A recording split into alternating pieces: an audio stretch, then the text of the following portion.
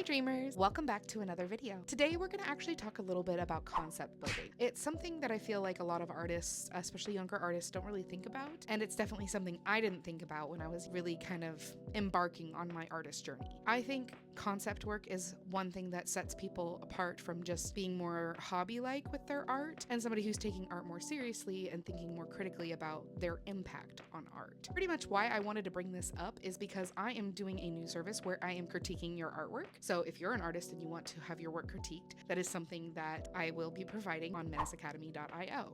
And I wanted to talk a little bit about one thing that kind of seems to be a reoccurring issue that comes up, which is a lack of concept work. It's great to be able to make just pretty pieces. Anybody can make art pretty, anybody can make art look realistic, but what sets art apart from other art is the story behind it. What really makes people more interested in being a repeat customer, coming back and investing in that artist, is somebody who has a strong story. And pretty much that is fixed with good concept work. How do we do that? Well, honestly, it just really boils down to story building, but how I do it is I have a structure for my symbolic language working with surrealism. I chose surrealism as a way to kind of create some parameters for myself so that I could more easily construct narratives on difficult subjects like emotions, mental health issues, and other very intangible things like dreams. I wanted to kind of depict these things because I felt like art had a really good opportunity to depict things that are intangible and making them tangible, making them more present so we can sit with them and exist with them for a little bit longer, maybe process them things. Are you going through some things? Maybe my work would help you through that. You're gonna pick 3 things that you're going to kind of focus on to help you build your concept work. The first thing, you're gonna ask yourself why it is that you feel called to make art. Why do you make art? What is so important about you making the art that you're making? What about it is drawing you to it?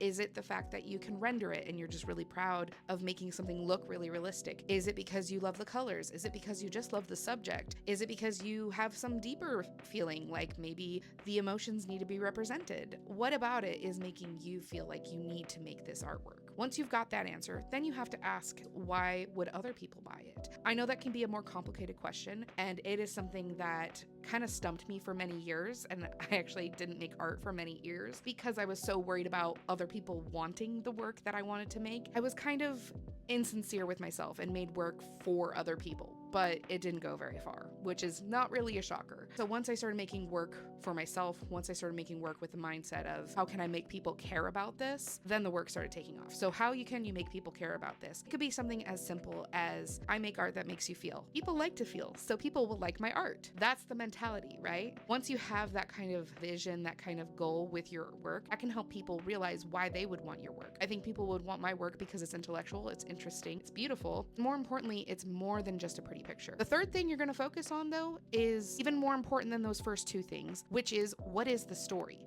What are you trying to convey or trying to tell by making this art? It really can just be a pretty picture, but also keep in mind when you want to get into concept work, anyone can make a pretty picture. Anyone can paint realistically. Honestly, anyone can paint exactly like I do. But what's more important is the story.